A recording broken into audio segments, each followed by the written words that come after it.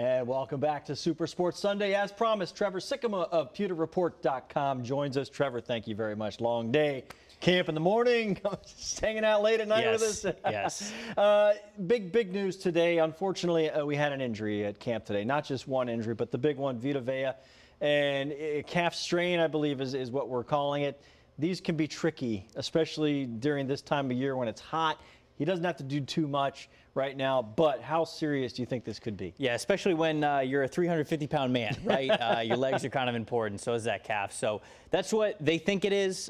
They saw him on the bench, wrapped it. I believe there was just ice on it. They're hoping it's probably just a little strain. They're hoping that he can probably work off of it and maybe get some rest over the next couple of days. They have Monday off. Tuesday, they'll get back at it. So I'd think that probably end of the week, best case scenario, when we're seeing Vita Vea back on the field. Yeah. Now, when he first got here, he said, listen, there's a noticeable difference, obviously, in the climate that he's used to. Yeah. Is this something that he's going to have to adjust to? When we hear strains and things like that, first thing we think of is oh, it's hot out here. Maybe hydration's an issue. It could be anything. We don't know. But is this something that he's going to have to really adjust to? Yeah, I mean, just in general, playing in Tampa. I mean, it's not just training camp. They're doing this for 4, 5, 6 months, whatever it is. And Jason Pierre-Paul, you know, when the Bucs traded for him from New York, he played college ball at USF, and that was one of the things that he answered in his first couple of interviews. He said, hey, I'm used to the heat. This isn't going to be too big of a deal for me. But for these rookies coming in, these other players, it is a big deal for them. And so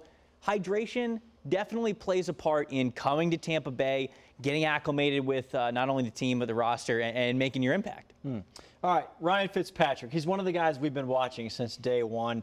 And I love Dirk Cutter's comment the other day. He hit the big 60-yard pass to Deshaun Jackson. The question was about his arm strength. And the answer was, did you see the pass? Right. I think that answered the question. How has he looked so far in just a few days of camp? And are we getting used to this dynamic now of sharing the first team reps and having Jameis kind of in the back? Right. I don't want to jinx him, but he's looked great. I mean, we're 4 days in, and Ryan Fitzpatrick has looked like a starting caliber quarterback, and he's been before in Buffalo and when he was with the Jets. You know, he started before. He's a veteran, and that was kind of the hope that Bucs fans and this roster, you know, with Jameis going out, you've got a veteran there. He doesn't have to get his feet wet. He knows what it's like to start, to prepare, to go into a training camp as the #1 quarterback, and so you're kind of seeing the best case scenario of that. He hit the ground running, and like you said, first couple of days of practice, we've already seen some big plays from him. He looks totally comfortable in that offense, and we've even seen him after practice getting some extra work in with Deshaun Jackson, with Mike Evans, all of his weapons, making sure that he's going to be ready, because it's a tough test in New Orleans in Week 1.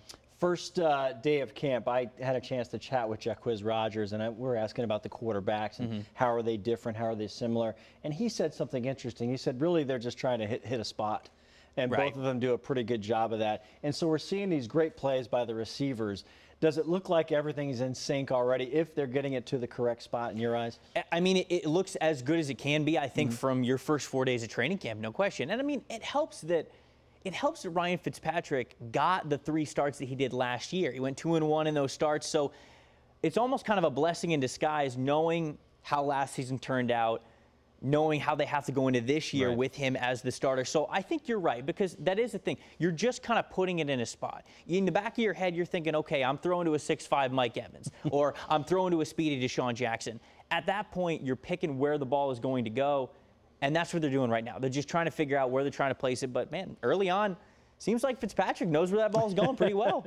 All right, among the rookies, MJ Stewart's had a chance to shine in the first few days, and unfortunately it comes with a little banged-up Vernon Hargreaves, but Stewart is getting the job done. Looks really good. Yeah, again, another one of those things where it's a blessing in disguise. You never want the guy who's starting to go down, but certainly a rookie, a young guy, a guy who you want to make the back end of this roster, contribute on special teams, who you know, if this ever happens in the season, he can come in. You don't have to worry about it. And so MJ Stewart, second-round pick, a guy that when he was drafted, not a lot of fans had heard about him. There were some other premier corners that were still available that they thought, hey, why didn't they go out and pick this guy?